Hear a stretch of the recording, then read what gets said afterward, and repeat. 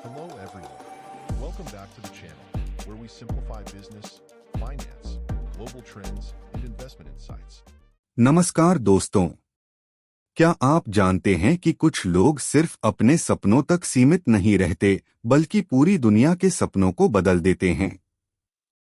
यह वीडियो उन 10 महान नेताओं की कहानियों का संगम है, जिन्होंने अपनी दूरदृष्टि, मेहनत और जुनून से दुनिया को एक नई दिशा दी।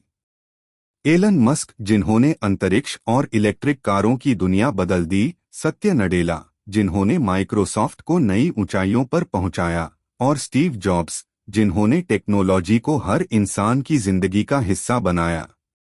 यह वीडियो केवल उनके काम की नहीं, बल्कि उनके संघर्ष, उनकी चुनौतियों और उनकी सफलता की कहानी है।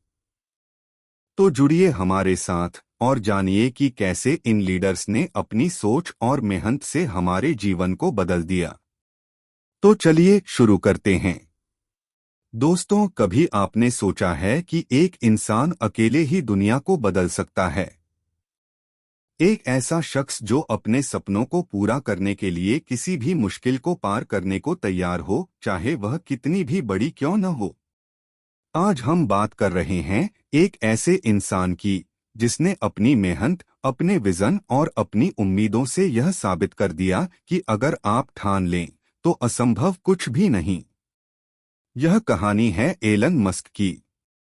एलन मस्क का जन्म 28 जून 1971 को दक्षिण अफ्रीका के प्रिटोरिया में हुआ था। उनका बचपन आसान नहीं था। स्कूल में वह लगातार बुली किए जाते थे। उनके सहपाठियों ने उन्हें बार बार तंग किया। लेकिन एलन के लिए यह सब कठिनाइयां नहीं, बल्कि यह उनके सपनों को आकार देने का एक तरीका बन गईं। स्कूल के दिनों में वह बहुत जिज्ञासु थे और उनका मन हमेशा सवालों में डूबा रहता था।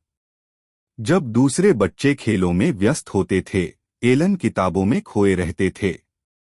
10 साल की उम्र में उन्होंने अपनी खुद की वीडियो गेम बनाई, जिसे उन्होंने केवल $500 में बेचा। यह उस समय के लिए एक बड़ा कदम था। एलन के जीवन का एक महत्वपूर्ण मोड़ तब आया जब उन्होंने दक्षिण अफ्रीका छोड़ने का फैसला किया और कनाडा में शरण ली।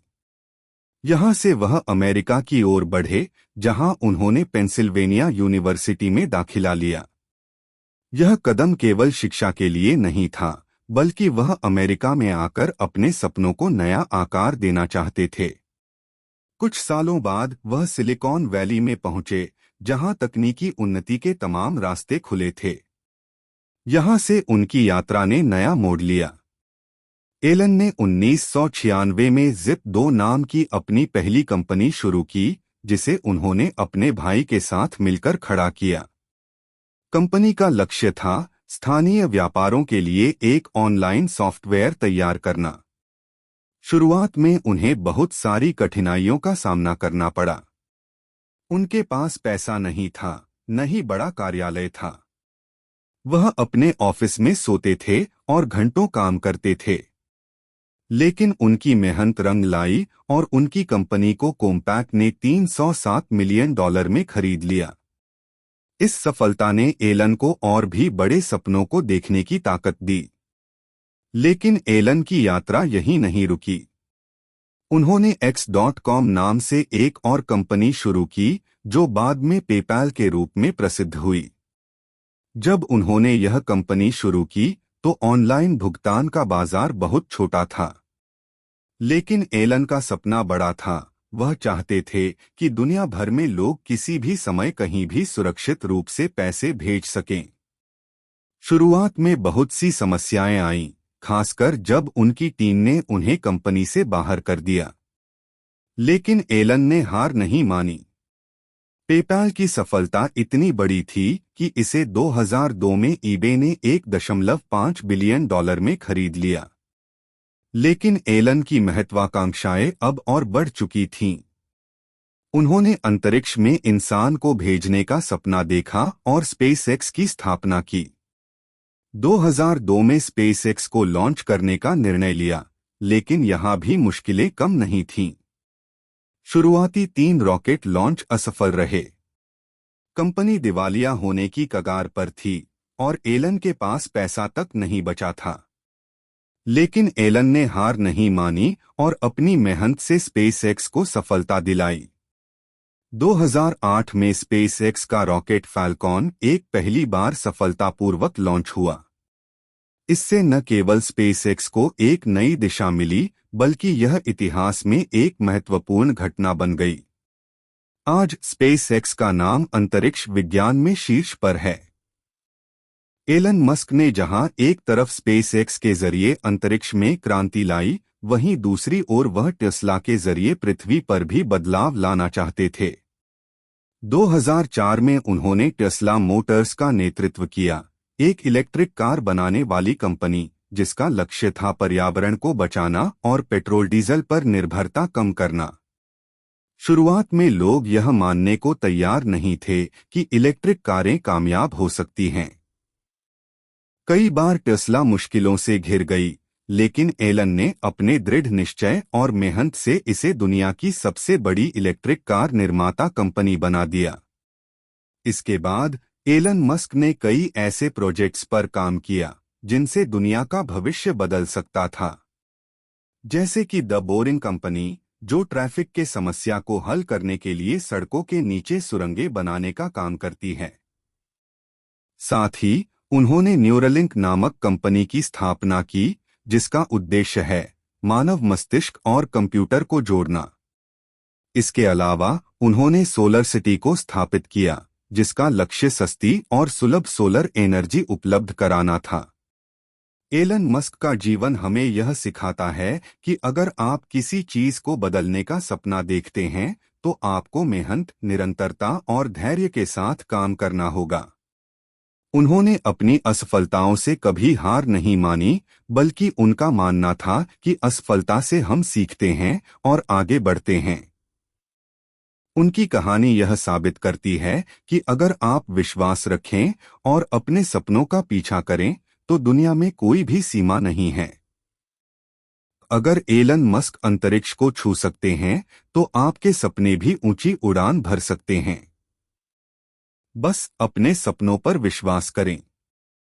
यह कहानी है उस इंसान की जिसने यह साबित कर दिया कि अगर सपने बड़े हों और हौसला अडिग हो, तो दुनिया में कुछ भी असंभव नहीं। हम बात कर रहे हैं जेफ बेजोस की, जो एक साधारण से बच्चे से शुरू करके दुनिया के सबसे अमीर और प्रभावशाली बिजनेसमैन बने। जेफ का जन्म 12 जनवरी 1964 को न्यू मैक्सिको के अल्बुकर्क में हुआ। उनके माता पिता की शादी ज्यादा समय तक नहीं चली। जेफ की मां ने उन्हें अकेले पाला और बाद में माइक बेजोस नाम के क्यूबा अप्रवासी से शादी की। माइक ने जेफ को अपने बच्चे की तरह पाला और उन्हें एक बेहतर जीवन देने का हर संभव प्रयास किया। जेफ बचपन से ही बहुत जिज्ञासु थे। वे घर के पुराने उपकरण खोलते और समझने की कोशिश करते कि वे कैसे काम करते हैं। स्कूल में उनकी गणित और विज्ञान में गहरी रुचि थी। उनकी ये जिज्ञासा और मेहनत उन्हें प्रिंसटन यूनिवर्सिटी तक ले गई, जहां उन्होंने कंप्यूटर साइंस और इलेक्ट्रिकल इंजीनियरिंग में डिग्री हासिल की। ग्रेजुएशन के बाद जेफ ने वॉल स्ट्रीट पर एक शानदार नौकरी पाई। वहां उनका करियर बहुत अच्छा चल रहा था, लेकिन उनके अंदर कुछ और बड़ा करने की चाहत थी। और फिर 1994 में उन्होंने एक ऐसा कदम उठाया जिसने उनकी जिंदगी और हमारी दुनिया दोनों को बदल दिया। जेफ ने इंटरनेट की संभावनाओं को देखा। उन्होंने समझा कि इंटरनेट तेजी से बढ़ रहा है और यह एक बड़ा अवसर हो सकता है। अपनी स्थिर नौकरी छोड़ने का फैसला आसान नहीं था, लेकिन जेफ का विजन उन्हें हर डर से ऊपर ले गया। उन्होंने अपनी पत्नी के साथ एक कार में सफर शुरू किया और रास्ते में ही अमेज़न का प्लान बनाया। वे सिएटल पहुंचे और अपने गैराज में इस ऑनलाइन बुक स्टोर की शुरुआत की। शुरुआती दिन बेहद मुश्किल थे। जेफ खुद किताबों की पैकिंग करते थे और अपनी कार से डिलीवरी करते थे। उनकी वेबसाइट के पहले सर्वर इतने कमजोर थे कि ज्यादा ट्रैफिक आने पर क्रैश हो जाते थे। लोग हंसते थे, कहते थे कि किताबें ऑनलाइन कौन खरीदेगा।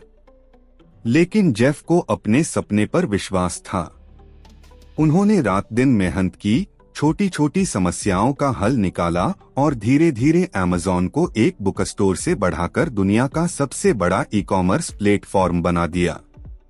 जेफ का मानना था कि ग्राहक का अनुभव सबसे महत्वपूर्ण है।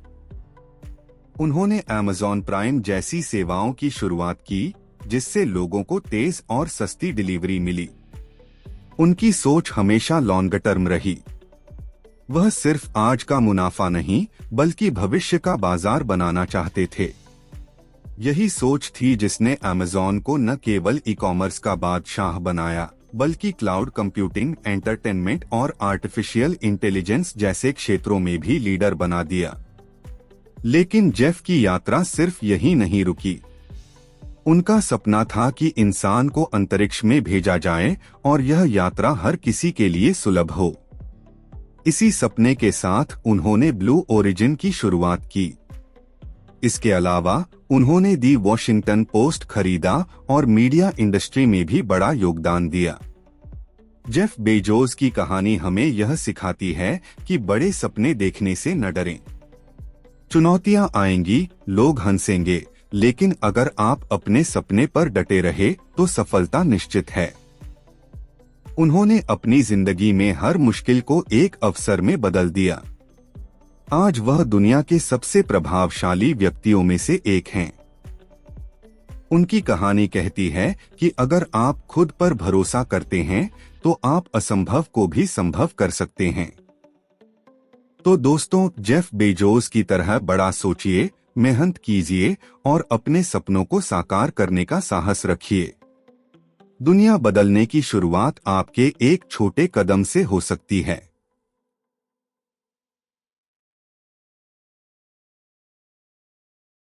स्टीव जॉब्स की कहानी सिर्फ एक व्यक्ति की सफलता का सफर नहीं, बल्कि यह साबित करती है कि अगर आप अपने सपनों में विश्वास रखते हैं और कड़ी मेहनत से काम करते हैं, तो असंभव को भी संभव किया जा सकता है।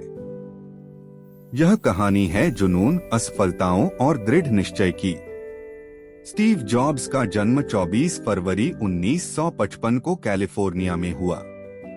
उनकी मां ने उन्हें गोद देने का फैसला किया और एक साधारण दंपति पॉल और क्लारा जॉब्स ने उन्हें अपनाया। यह साधारण परिवार स्टीव को बड़ा तो कर रहा था, लेकिन उनकी जिज्ञासा और रचनात्मकता उन्हें सामान्य बनने से रोकती थी। बचपन से ही स्टीव की सोच अलग थी। वे चीजों को केवल देखने तक सीमित नहीं रखते थे, वे उन्हें समझने और बेहतर बनाने की कोशिश करते थे। पढ़ाई में उनका मन नहीं लगता था। उन्होंने अपनी स्कूली पढ़ाई तो पूरी की, लेकिन कॉलेज के दिनों में उन्हें लगा कि पारंपरिक शिक्षा उनके लिए नहीं है। इसलिए उन्होंने कॉलेज छोड़ दिया। लेकिन उन्होंने सीखना बंद नहीं किया। कैलीग्राफी जैसे विषयों को सीखने में उनकी दिलचस्पी ने बाद में एप्पल के कंप्यूटरों में खूबसूरत डिजाइन और फ़ॉन्ट्स जोड़ने में मदद की। 1970 के दशक में स्टीव ने अपने दोस्त स्टीव वाज़नियाक के साथ अपने माता-पिता के गैराज में एक कंपनी शुरू की। यह कंपनी थी एप्पल। स्टीव का सपना था कि कंप्यूटर सिर्फ बड़ी कंपनियों के लिए नहीं, बल्कि आम लोगों के लिए भी उपलब्ध हो। 1976 में एप्पल का पहला कंप्यूटर एप्पल आई बाजार में आया। लेकिन यह सिर्फ शुरुआत थी। एप्पल II और मैसिंटॉश जैसे उत्पादों ने स्टीव जॉब्स को एक महान इनोवेटर बना दिया। मैसिंटॉश को उन्होंने बाजार में यह सोचकर उतारा कि कंप्यूटर को सरल और सुंदर बनाया जा सकता है। लेकिन उनकी यात्रा इतनी आसान नहीं थी। 1985 में कंपनी के भीतर मतभेदों के कारण स्टीव को एप्पल से निकाल दिया गया। कल्पना कीजिए, जिस कंपनी को उन्होंने अपने खून पसीने से बनाया था, उसी से उन्हें बाहर कर दिया गया। यह उनके जीवन का सबसे कठिन समय था। लेकिन स्टीव ने इसे हार मानने के बजाय एक नई शुरुआत के रूप में देखा। उन्होंने पिक्सार नाम की कंपनी खरीदी और नेक्स्ट नामक एक नई टेक्नोलॉजी कंपनी शुरू की। पिक्सार ने एनिमेशन की दुनिया में क्रांति ला दी और उसकी फिल्म टॉय स्टोरी ने न केवल व्यावसायिक सफलता पाई बल्कि एनिमेशन इंडस्ट्री को नई पहचान दी। 1996 में जब एप्पल कठिन समय से गुजर रहा था तो कंपनी ने स्टीव को वापस बुलाया। स्टीव की वापसी ने एप्पल को दिवालिया होने से बचाया। उन्होंने आईमैक, आईपॉड, आईफोन और आईपैड जैसे प्रोडक्ट्स बनाए जिन्होंने दुनिया की टेक्नोलॉजी और लाइफस्टाइल को बदल दिया। आईफोन ने स्मार्टफोन की दुनिया में जो क्रांति लाई, उसने न केवल एप्पल को सफलता के शिखर पर पहुंचाया बल्कि हमारे जीवन का तरीका भी बदल दिया। स्टीव की सबसे खास बात थी उनकी पिकासो जैसी सोच, साधारण को असाधारण बनाना। वह हर उत्पाद को ऐसा बनाते थे जो सिर्फ काम न करे बल्कि लोगों का दिल जीत ले। उनके जीवन में कैंसर जैसी गंभीर बीमारी भी आई। उन्होंने 2004 में अपनी बीमारी के बारे में जाना, लेकिन उन्होंने तब भी काम करना नहीं छोड़ा। 2011 में इस महान इनोवेटर ने दुनिया को अलविदा कहा, लेकिन उनके उत्पाद, उनके विचार और उनका जुनून आज भी जीवित हैं। स्टीव जॉब्स की कहानी हमें यह सिखाती है कि असफलता सिर्फ एक अवसर है। उन्होंने हर मुश्किल को एक नई चुनौती के रूप में स्वीकार किया और अपनी दूरदर्शिता और मेहनत से अपने सपनों को साकार किया। उनकी जिंदगी का मंत्र था स्टे हंग्री, स्टे फुलिश। दोस्तों, स्टीव जॉब्स की कहानी हमें प्रेरणा देती है कि अगर आप अपने सपनों में विश्वास करते हैं और उन्हें पाने के लिए कड़ी मेहनत करते हैं तो आप भी इतिहास रच सकते हैं। बड़ा सोचें, अलग सोचें और कभी हार मत मानें। बिल गेट्स एक ऐसा नाम जिसने दुनिया को कंप्यूटर क्रांति से रूबरू कराया। 28 अक्टूबर 1955 को सिएटल में जन्मे गेट्स बचपन से ही नई चीजें सीखने के प्रति जिज्ञासु थे। 13 साल की उम्र में पहली बार कंप्यूटर से परिचय हुआ और वहीं से उनका सपना शुरू हुआ, हर घर में कंप्यूटर लाने का। हार्वर्ड यूनिवर्सिटी में दाखिला लिया, लेकिन पढ़ाई बीच में छोड़ दी क्योंकि उनका दिल कंप्यूटर प्रोग्रामिंग में था। 1975 में अपने दोस्त पॉल एलन के साथ माइक्रोसॉफ्ट की शुरुआत की। उनकी मेहनत और सोच ने विंडोज जैसे सॉफ्टवेयर को जन्म दिया, जिसने दुनिया भर के लोगों के लिए कंप्यूटर का इस्तेमाल आसान बना दिया। लेकिन गेट्स की कहानी सिर्फ तकनीक तक सीमित नहीं है। उन्होंने bill and Melinda Gates foundation के जरिए गरीबों की मदद और शिक्षा को बढ़ावा दिया। उनकी जिंदगी हमें सिखाती है कि बड़े सपने देखने की हिम्मत करो और उन्हें पाने के लिए जी जान लगा दो। सच में बिल गेट्स एक मिसाल हैं कि मेहनत और लगन से दुनिया बदली जा सकती है। मार्क जुकरबर्ग एक ऐसा नाम जो सोशल मीडिया क्रांति का प्रतीक बन चुका है। उनकी कहानी तकनीक, दूरदृष्टि और कड़ी मेहनत की मिसाल है। मार्क ने यह साबित किया कि जब आप किसी बड़े सपने को पूरा करने का दृढ़ निश्चय कर लें तो असंभव कुछ भी नहीं है। मार्क का जन्म 14 मई 1984 को अमेरिका के न्यूयॉर्क में हुआ। बचपन से ही उन्हें कंप्यूटर और प्रोग्रामिंग का गहरा शौक था। जब दूसरे बच्चे खेलकूद में व्यस्त रहते, मार्क अपने कमरे में कंप्यूटर कोडिंग में डूबे रहते। उनके पिता ने उनके इस शौक को बढ़ावा देने के लिए उन्हें एक प्रोग्रामिंग टीचर भी रखा। सिर्फ 12 साल की उम्र में मार्क ने ज़कनेट नाम का मैसेजिंग सॉफ्टवेयर बनाया, जो उनके पिता के दंतचिकित्सा क्लिनिक के लिए इस्तेमाल होता था। मार्क का पढ़ाई में मन तो था, लेकिन उनका ध्यान हमेशा नई चीजें बनाने और समस्याओं को सुलझाने में रहता था।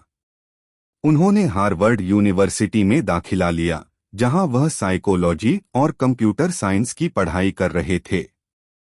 कॉलेज के दिनों में ही उन्होंने फेसमैश नाम की एक वेबसाइट बनाई, जो छात्रों को आपस में जोड़ने के लिए बनाई गई थी। यह प्रोजेक्ट विवादित रहा, लेकिन यह एक बड़ी सोच की शुरुआत थी। 2004 में उन्होंने अपने दोस्तों के साथ मिलकर एक नया प्रोजेक्ट शुरू किया। इसका नाम था दी फेसबुक। मार्क का उद्देश्य एक ऐसा प्लेटफॉर्म बनाना था जो लोगों को जोड़ सके और उन्हें अपनी बात कहने की आज़ादी दे। शुरुआत में यह सिर्फ हार्वर्ड के छात्रों के लिए था, लेकिन जल्दी ही यह दूसरे कॉलेजों और फिर पूरी दुनिया में फैल गया। फेसबुक की सफलता की राह इतनी आसान नहीं थी। शुरुआती दिनों में मार्क को आर्थिक और कानूनी चुनौतियों का सामना करना पड़ा। कंपनी को फंडिंग जुटाने और टीम बनाने में समस्याएं आईं। उनके आइडिया पर सवाल उठाए गए और कई बार उनके खिलाफ मुकदमे भी दायर किए गए। लेकिन मार्क ने हर मुश्किल का सामना धैर्य और दृढ़ता से किया। 2005 में उन्होंने फेसबुक को दी फेसबुक से बदलकर सिर्फ फेसबुक कर दिया और इसे दुनिया के लिए खोल दिया। उन्होंने विज्ञापन मॉडल को अपनाया और नए नए फीचर्स जोड़े, जैसे न्यूज़ फीड और पेजेस, जिससे प्लेटफॉर्म लोकप्रिय होता चला गया। मार्क की सफलता का राज उनकी दूरदृष्टि और ग्राहकों की जरूरतों को समझने में है। वह हमेशा नए आइडिया पर काम करते रहे और फेसबुक को समय के साथ विकसित करते गए। 2012 में फेसबुक ने इंस्टाग्राम खरीदा और 2014 में व्हाट्सएप को अपने प्लेटफॉर्म में शामिल किया। यह दोनों कदम मार्क की गहरी रणनीतिक सोच को दर्शाते हैं। मार्क जुकरबर्ग की कहानी हमें सिखाती है कि सफलता सिर्फ पैसों से नहीं, बल्कि उन लोगों को जोड़ने और प्रेरित करने से मिलती है जिनके लिए आप काम कर रहे हैं। वह कहते हैं, हम सफलता की परवाह नहीं करते, हम यह सुनिश्चित करते हैं कि हम दुनिया के लिए सकारात्मक बदलाव ला रहे हैं। जैक मा, एक ऐसा नाम जो आज करोड़ों लोगों के लिए प्रेरणा का स्रोत है। उनकी कहानी असंभव को संभव बनाने की मिसाल है। चीन के एक छोटे से गांव में एक साधारण परिवार में जन्मे जैक मा ने यह साबित कर दिया कि अगर आप बड़े सपने देखते हैं और कड़ी मेहनत करते हैं, तो कोई भी मुश्किल आपको रोक नहीं सकती। उनका सफर संघर्ष, मेहनत और अटूट विश्वास का अद्भुत उदाहरण है। जैक मा का जन्म 10 सितंबर 1964 को चीन के हैंगझाओ शहर में हुआ। उनका परिवार आर्थिक रूप से कमजोर था, लेकिन जैक का मन हमेशा नई चीजें सीखने और बड़े सपने देखने में लगा रहता था। स्कूल में पढ़ाई में वह औसत से भी कमजोर थे। गणित में उन्हें बार बार असफलता का सामना करना पड़ा। जैक ने 10वीं की परीक्षा 3 बार दी और यूनिवर्सिटी में एडमिशन के लिए भी 2 बार रिजेक्ट कर दिए गए। लेकिन उनकी सबसे बड़ी ताकत यह थी कि उन्होंने कभी हार नहीं मानी। जैक मा को अंग्रेजी सीखने का बहुत शौक था। इसके लिए वह हर दिन सुबह उठकर हैंगझाओ के एक होटल जाते थे, जहां विदेशी पर्यटक आते थे। वह उनसे बात करते थे और मुफ्त में गाइड का काम करते थे ताकि उनकी अंग्रेजी सुधर सके। उनकी यह आदत उनके आत्मविश्वास को मजबूत बनाती गई। जैक ने पढ़ाई पूरी करने के बाद 30 से ज्यादा नौकरियों के लिए आवेदन किया, लेकिन हर बार उन्हें रिजेक्ट कर दिया गया।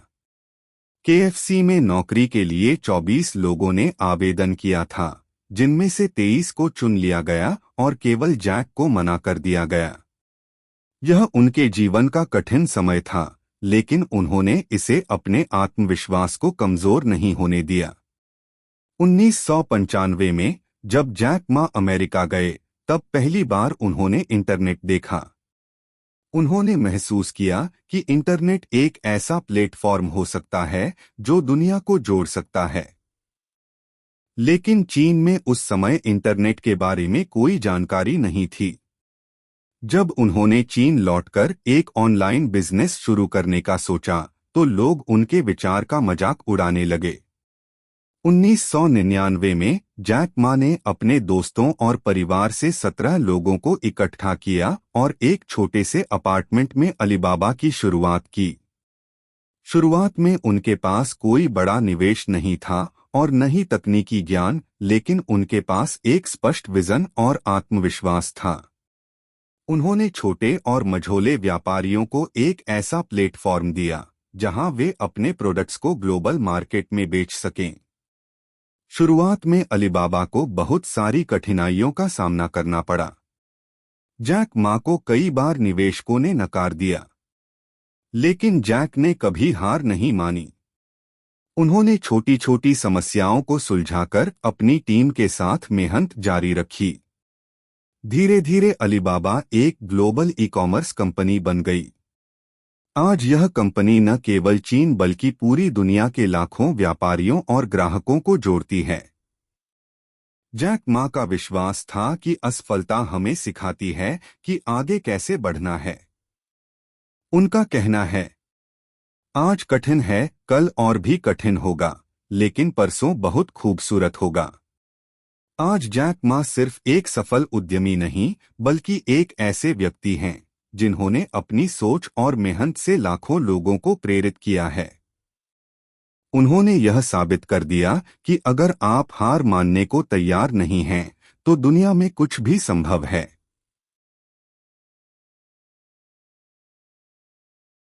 लैरी पेज और सेर्गेई ब्रिन की कहानी दो युवाओं की है, जिन्होंने दुनिया को जानकारी तक पहुंचने का एक नया तरीका दिया।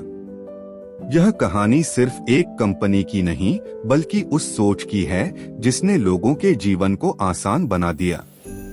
गूगल का जन्म और उसकी सफलता का सफर हमें यह सिखाता है कि अगर आप जुनून और रचनात्मकता के साथ अपने सपने का पीछा करते हैं, तो आप पूरी दुनिया बदल सकते हैं। लैरी पेज का जन्म 26 मार्च 1973 को मिशिगन, अमेरिका में हुआ। उनके माता-पिता कंप्यूटर साइंस के प्रोफेसर थे, इसलिए तकनीक उनके जीवन का हिस्सा बचपन से ही था। लैरी को बचपन में ही कंप्यूटर और इनोवेशन का शौक हो गया था। दूसरी ओर सेर्गेई ब्रिन का जन्म 21 अगस्त 1973 को रूस के मॉस्को में हुआ। उनका परिवार यहूदी था और राजनीतिक दबाव के कारण उन्होंने अमेरिका में शरण ली। स्टैनफोर्ड यूनिवर्सिटी में इन दोनों की मुलाकात हुई। शुरुआत में लैरी और सेर्गेई एक दूसरे से बहुत अलग थे और अक्सर बहस करते थे, लेकिन धीरे धीरे उनकी सोच एक समान होने लगी और वे दोनों इंटरनेट के बढ़ते डेटा को व्यवस्थित करने का सपना देखने लगे। 1996 में इन दोनों ने एक प्रोजेक्ट पर काम करना शुरू किया, जिसका नाम था बैकरब। यह एक ऐसा सर्च इंजन था जो वेबसाइटों को उनकी लिंक की गुणवत्ता के आधार पर रैंक करता था। यह आइडिया बाकी सर्च इंजन से बिल्कुल अलग और बेहतर था। 1998 में उन्होंने अपने इस प्रोजेक्ट को गूगल का नाम दिया, जो गणितीय शब्द गूगल एक के बाद 100 से प्रेरित था। शुरुआत में गूगल के लिए पैसे जुटाना बड़ी चुनौती थी। लैरी और सेर्गेई ने कई निवेशकों से बात की, लेकिन कोई उनकी तकनीक पर विश्वास नहीं कर रहा था। लेकिन फिर सन माइक्रोसिस्टम्स के को-फाउंडर एंडी बेक्टोल्शीम ने उनकी मेहनत को पहचाना और उन्हें $1 लाख का निवेश दिया। गूगल का पहला ऑफिस एक किराए के गैराज में था, लेकिन उनके इनोवेटिव आइडियाज और मेहनत ने इसे तेजी से बढ़ने में मदद की। उन्होंने एक ऐसा सर्च इंजन बनाया जो तेज, सटीक और यूजर फ्रेंडली था। बहुत कम समय में गूगल दुनिया भर में सबसे ज्यादा इस्तेमाल किया जाने वाला सर्च इंजन बन गया। चुनौतियां खत्म नहीं हुई। इंटरनेट पर डेटा का विस्फोट और प्रतिस्पर्धा तेजी से बढ़ रही थी, लेकिन लैरी और सेर्गेई ने हार नहीं मानी। उन्होंने नई नई तकनीकों पर काम करना शुरू किया। Gmail, Google maps, Google translate और एंड्रॉयड जैसी सेवाओं के जरिए उन्होंने गूगल को एक मल्टीफंक्शनल प्लेटफॉर्म बना दिया। लैरी पेज और सेर्गेई ब्रिन की सोच सिर्फ व्यापार तक सीमित नहीं थी। वे हमेशा दुनिया को बेहतर बनाने के बारे में सोचते थे। अल्फाबेट इनकॉर्पोरेटेड के जरिए उन्होंने कई प्रोजेक्ट्स शुरू किए, जैसे सेल्फ ड्राइविंग कार, स्वास्थ्य सुधार प्रोजेक्ट्स और किफायती इंटरनेट सेवाएं। आज गूगल केवल एक कंपनी नहीं, बल्कि हर इंसान के जीवन का हिस्सा बन चुकी है। लैरी और सेर्गेई की यह कहानी हमें सिखाती है कि जब आप अपने विचारों पर विश्वास करते हैं और अपनी सीमाओं से आगे बढ़ते हैं तो आप इतिहास रच सकते हैं। दोस्तों, यह कहानी है एक ऐसे इंसान की जिसने बचपन में अपनी जड़ों से जुड़े रहते हुए बड़े सपने देखे और उन्हें पूरा करके पूरी दुनिया को प्रभावित किया। यह कहानी है सत्य नडेला की, जो एक छोटे से भारतीय शहर से निकलकर दुनिया की सबसे बड़ी टेक्नोलॉजी कंपनी माइक्रोसॉफ्ट के सीईओ बने। सत्य नडेला की कहानी न केवल प्रेरणादायक है, बल्कि यह हमें यह भी सिखाती है कि अगर आप मेहनत, धैर्य और दूरदृष्टि से काम करें तो कोई भी सपना असंभव नहीं होता। सत्य का जन्म 1967 में हैदराबाद में हुआ। उनका बचपन एक सामान्य भारतीय परिवार में बीता। उनके पिता एक सिविल सेवक थे और मां संस्कृत की प्रोफेसर। बचपन में सत्य का झुकाव पढ़ाई से ज्यादा खेलों की ओर था। वह क्रिकेट खेलना बहुत पसंद करते थे। क्रिकेट से उन्होंने एक बात सीखी, टीम वर्क और दृढ़ संकल्प का महत्व।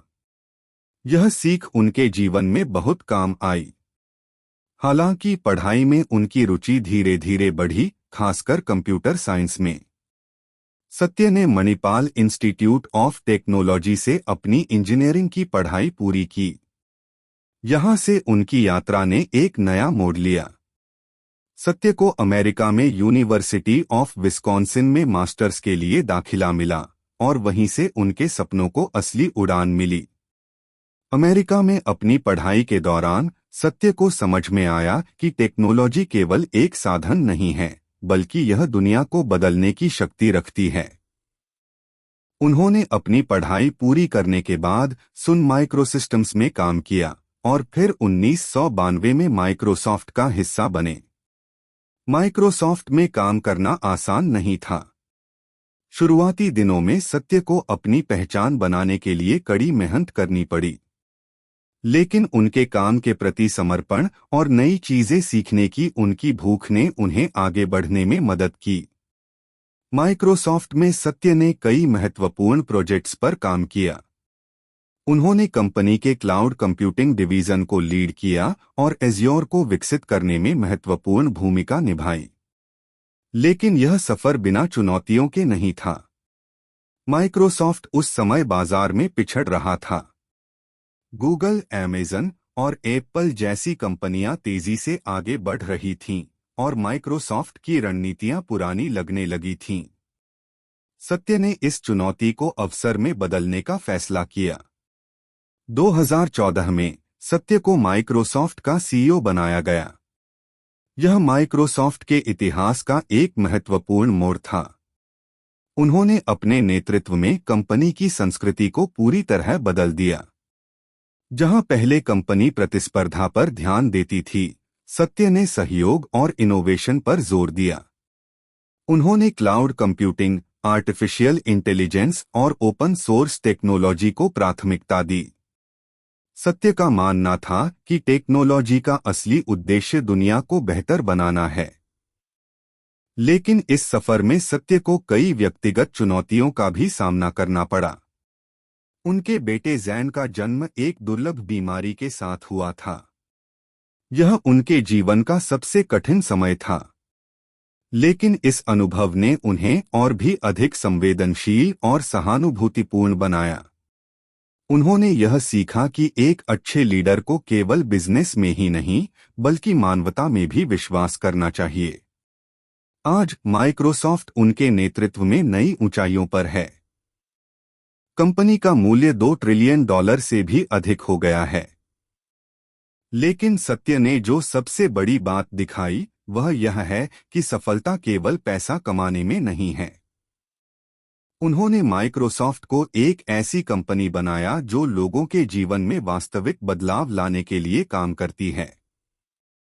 सत्य की कहानी हमें यह सिखाती है कि असफलताओं और चुनौतियों के बावजूद अगर आप अपने उद्देश्य पर टिके रहें और बदलाव के लिए तैयार रहें, तो आप भी कुछ असाधारण कर सकते हैं। यह कहानी हर उस इंसान को प्रेरणा देती है जो अपने सपनों को साकार करना चाहता है। रीड हेस्टिंग्स, वह नाम जिसने मनोरंजन की दुनिया में क्रांति ला दी। उनकी कहानी नई सोच, असफलताओं से सीखने और लगातार आगे बढ़ते रहने की मिसाल है। नेटफ्लिक्स, जो आज दुनिया की सबसे बड़ी स्ट्रीमिंग सेवा है, उसके पीछे का विजन और संघर्ष रीड हेस्टिंग्स की दूरदर्शिता का नतीजा है। रीड हेस्टिंग्स का जन्म 8 अक्टूबर 1960 को अमेरिका के बॉस्टन में हुआ। वह बचपन से ही पढ़ाई में होशियार थे और नई चीजें सीखने में रुचि रखते थे। उन्होंने अपनी पढ़ाई बोर्डिन कॉलेज और फिर स्टैनफोर्ड यूनिवर्सिटी से पूरी की। हेस्टिंग्स ने कंप्यूटर साइंस में मास्टर्स किया, जिससे उनकी टेक्नोलॉजी में गहरी समझ विकसित हुई। अपना करियर शुरू करने के बाद हेस्टिंग्स ने 1991 में एक सॉफ्टवेयर कंपनी प्योर सॉफ्टवेयर की स्थापना की। कंपनी तेजी से बढ़ी, लेकिन हेस्टिंग्स को महसूस हुआ कि उनका प्रबंधन कौशल उतना मजबूत नहीं था। उन्होंने इस चुनौती का सामना करते हुए लीडरशिप और बिजनेस के बारे में सीखा। अंततः कंपनी को एक बड़े सौदे में बेच दिया गया, जिससे उन्हें अच्छा मुनाफा हुआ। नेटफ्लिक्स की शुरुआत का विचार रीड हेस्टिंग्स को तब आया जब उन्होंने एक मूवी डीवीडी के लिए $40 का लेट फाइन चुकाया। वह इस अनुभव से नाराज थे और सोचने लगे कि मनोरंजन के अनुभव को कैसे सरल और ग्राहक केंद्रित बनाया जा सकता है। 1997 में उन्होंने मार्क रैंडोल्फ के साथ मिलकर नेटफ्लिक्स की स्थापना की। नेटफ्लिक्स ने शुरुआती दिनों में डीवीडी रेंटल सेवा के रूप में शुरुआत की। हेस्टिंग्स ने नो लेट फी का मॉडल पेश किया, जो उस समय क्रांतिकारी था। लेकिन यह सफर इतना आसान नहीं था। कंपनी को कड़ी प्रतिस्पर्धा का सामना करना पड़ा। 2000 में हेस्टिंग्स ने ब्लॉकबस्टर को नेटफ्लिक्स बेचने का प्रस्ताव रखा, लेकिन इसे ठुकरा दिया गया। हेस्टिंग्स ने हार नहीं मानी और डिजिटल स्ट्रीमिंग के आइडिया पर काम करना शुरू कर दिया। 2007 में नेटफ्लिक्स ने स्ट्रीमिंग सेवा लॉन्च की और यह हेस्टिंग्स का सबसे बड़ा दाव था। उन्होंने भविष्य की तकनीकों और उपभोक्ता व्यवहार को भांप लिया था। शुरुआती संघर्ष और निवेशकों की शंकाओं के बावजूद हेस्टिंग्स ने अपनी टीम और ग्राहकों पर भरोसा रखा। उन्होंने कंटेंट निर्माण में निवेश किया और 2013 में हाउस ऑफ कार्ड्स जैसी अपनी पहली ओरिजिनल सीरीज रिलीज की। आज नेटफ्लिक्स मनोरंजन का पर्याय बन चुका है। हेस्टिंग्स की दूरदृष्टि ने न केवल फिल्म और टीवी देखने के तरीके को बदला, बल्कि पूरी दुनिया में डिजिटल स्ट्रीमिंग का भविष्य भी निर्धारित किया। रीड हेस्टिंग्स का मानना है कि नवाचार और जोखिम उठाने से ही असली सफलता मिलती है। उन्होंने अपनी असफलताओं से सीखा और हर चुनौती को एक अवसर में बदला। उनका यह कहना है, अगर आप असफल नहीं हो रहे हैं, तो इसका मतलब है कि आप कुछ नया करने की कोशिश नहीं कर रहे। आज मैं आपको एक ऐसे इंसान की कहानी सुनाने जा रहा हूं, जिसने अपनी कड़ी मेहनत, दूरदृष्टि और दृढ़ संकल्प से यह साबित कर दिया कि परिस्थिति कितनी भी कठिन क्यों न हो, अगर आप सच्चे मन से अपने सपनों का पीछा करें तो कोई भी चीज असंभव नहीं है। यह कहानी है हावर्ड शल्ट्ज की, जिनकी अगुवाई ने स्टारबक्स को एक साधारण कॉफी की दुकान से दुनिया की सबसे बड़ी कॉफी चेन में बदल दिया। हावर्ड शल्ट्ज का जन्म 19 जुलाई 1953 को न्यूयॉर्क के ब्रुकलिन में एक गरीब परिवार में हुआ। उनका बचपन बेहद संघर्षपूर्ण था। उनके पिता ट्रक ड्राइवर थे और परिवार को चलाने के लिए दिन-रात मेहनत करते थे। लेकिन एक दुर्घटना के बाद जब उनके पिता काम नहीं कर पाए तो परिवार पर आर्थिक संकट आ गया। हावर्ड ने बचपन में ही यह देख लिया था कि गरीबी और कठिनाइयों से कैसे लड़ना पड़ता है। संघर्ष की शुरुआत। हावर्ड ने अपनी पढ़ाई पूरी करने के लिए कॉलेज की फीस भरने के लिए तरह-तरह की नौकरियां की। उन्होंने बार-बार संघर्ष किया, लेकिन हार नहीं मानी। एक दिन उन्होंने स्नातक की पढ़ाई पूरी कर ली और जनरल इलेक्ट्रिक जैसी बड़ी कंपनी में नौकरी पाई। लेकिन उनका मन वहां नहीं लगा। वह हमेशा कुछ बड़ा करने का सपना देखते थे। स्टारबक्स से मुलाकात।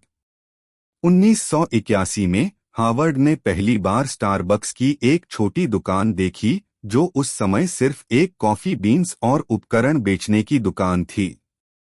उन्होंने महसूस किया कि यह एक बड़ा ब्रांड बन सकता है। उन्होंने इस कंपनी में नौकरी करने का फैसला किया। लेकिन उनकी असली चुनौती तब शुरू हुई जब उन्होंने स्टारबक्स के मालिकों को यह सुझाव दिया कि कंपनी को सिर्फ बीन्स बेचने के बजाय कैफे स्टाइल कॉफी शॉप बनानी चाहिए। इस आइडिया को मालिकों ने खारिज कर दिया। चुनौतियों का सामना। हार्वर्ड ने हार नहीं मानी। 1985 में उन्होंने अपनी खुद की कंपनी इल गियोर्नाले शुरू की, जो उनके कैफे मॉडल पर आधारित थी। शुरुआती दिनों में उन्हें फंड जुटाने में बहुत संघर्ष करना पड़ा। उन्होंने 242 निवेशकों से संपर्क किया, लेकिन केवल कुछ ने ही उन्हें फंड देने के लिए हामी भरी। 1987 में उन्होंने स्टारबक्स को खरीद लिया और अपने विजन को लागू करना शुरू किया। शुरुआती समय में उन्हें ग्राहकों को इस नए अनुभव के बारे में समझाने में दिक्कत हुई, लेकिन उन्होंने अपनी टीम के साथ लगातार मेहनत की और ग्राहकों को यह एहसास कराया कि स्टारबक्स सिर्फ एक कॉफी शॉप नहीं, बल्कि एक अनुभव है। सफलता की ऊंचाइयों पर। हार्वर्ड के नेतृत्व में स्टारबक्स ने न केवल अमेरिका में बल्कि दुनिया भर में अपने पैर पसारे। उन्होंने थर्ड प्लेस की अवधारणा पेश की, जिसमें स्टारबक्स को घर और ऑफिस के बीच का एक आरामदायक स्थान बताया गया। आज स्टारबक्स के 80 से ज्यादा देशों में हजारों आउटलेट्स हैं। यह सिर्फ कॉफी बेचने का ब्रांड नहीं है, बल्कि एक प्रेरणा बन चुका है। सीखने की बातें। हार्वर्ड शार्ट्स की कहानी हमें सिखाती है कि जीवन में संघर्ष चाहे कितना भी बड़ा हो, अगर आपके पास दूरदृष्टि और मेहनत करने की ताकत हो, तो आप असंभव को भी संभव बना सकते हैं। उनका यह कहना कि सपने देखने वालों को कभी रोकना मत, हर उस व्यक्ति के लिए प्रेरणा है जो अपनी परिस्थितियों को बदलने का सपना देखता है।